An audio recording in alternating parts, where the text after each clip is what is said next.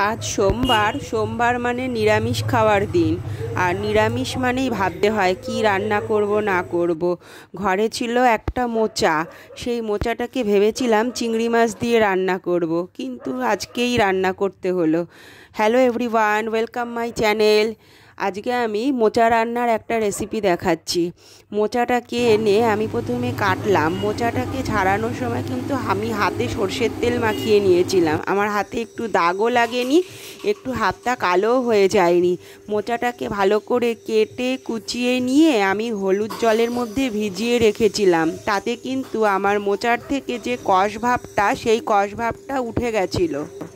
যেহেতু আমি মোচাটাকে নিরামিষ রান্না করব, সেহেতু আমি এই রান্নার জন্য নিয়েছি চিনেবাদাম, নিয়েছি গোটা শুকনো লঙ্কা, গোটা তেজপাতা আর গোটা জিরে। প্রথমে মোচাটাকে আমি একটু ভাপিয়ে নাবিয়ে নিয়েছি, জল ঝরিয়ে নিয়েছি।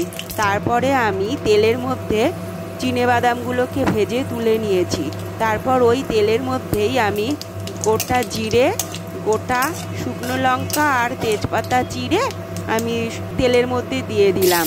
তারপরে আমি এর মধ্যে দিয়ে দিলাম ডুমো করে কেটে রাখা আলুগুলোর মধ্যে আমি স্বাদ মতো নুন আর হলুদ দিয়ে দিলাম। এখানে কিন্তু আমি আলুটাকে সেদ্ধ করিনি, আলুটাকে ভালো করে ভেজে তারপরে এর মধ্যে কিন্তু আমি মোচা সেদ্ধ করা যে মোচাটা, সেই মোচাটা দেব। আমি এই আলুগুলোকে একটু ভাজার পরে সিম আঁচে দিয়ে আমি একটা কিন্তু বাটি দিয়ে, যেরকম বাটি চচ্চড়ি হয় সেরকমভাবে হালকা করে ঢেকে দিয়েছিলাম। তাতে আমার আলুটা কিন্তু অনেকটাই সেদ্ধ হয়ে গেছে। এবারে আমি মোচাটাকে দিয়ে দিলাম, আগে থেকে ভাপিয়ে রাখা জল ঝরানো মোচাটা দিয়ে দিলাম। তার মধ্যে কিন্তু আমি 3টে গোটা কাঁচা লঙ্কা দিয়ে দিয়েছিলাম। সেই কাঁচা লঙ্কা শুদ্ধই আমি মোচাটাকে দিয়ে দিয়েছি। যেহেতু মোচাটার মধ্যে আগে থেকে হলুদ দেওয়া ছিল, তাই নতুন করে আর হলুদ দিলাম না। এখানে আমি আবার একটু লঙ্কা আর একটু জিরে গুঁড়ো দিলাম, আর যেই বাদামটা ভেজে তুলে রেখেছিলাম সেই বাদামটা দিলাম। দিয়ে ভালো করে মিশিয়ে নেব। নিয়ে আলুগুলোকে হালকা করে একটুখানি চেপে চেপে ভেঙে দেব, যাতে মোচার সঙ্গে পুরো মিশে যায়। আর লঙ্কাটাকেও আমি একটুখানি গেলে দিলাম।